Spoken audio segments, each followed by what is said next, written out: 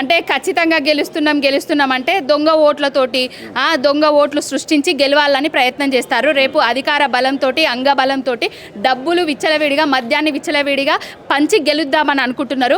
గెలిచేది గోపన్న సతీమణి ఎవరైతే ఉన్నారో సునీతక్క, గెలిచేది బీఆర్ఎస్ పార్టీ.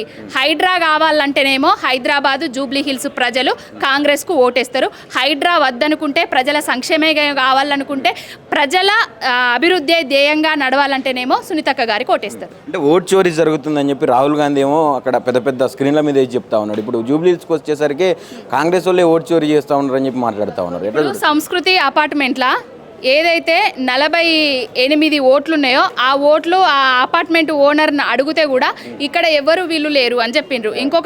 ఇంకొక డివిజన్కి పోయినాము, 80 గజాల ఇంట్లో 49 ఓట్లను చేసుకున్నారు. అవి ఎక్కడియో కాంగ్రెస్ వాళ్ళు చెప్పాలి. ఓటు చోరీ జరుగుతుందని దేశం మొత్తం తిరుగుడు కాదు రాహుల్ గాంధీ. ఓటు చోరీ చేస్తున్న రౌడీలు గుండాలు జూబ్లీ హిల్స్ తెలంగాణ నడి ఒడ్డున ఉన్నారు. వాళ్ళని పట్టుకొని ఏం చేస్తున్నారా నాయన అని అడగండి జరంతా.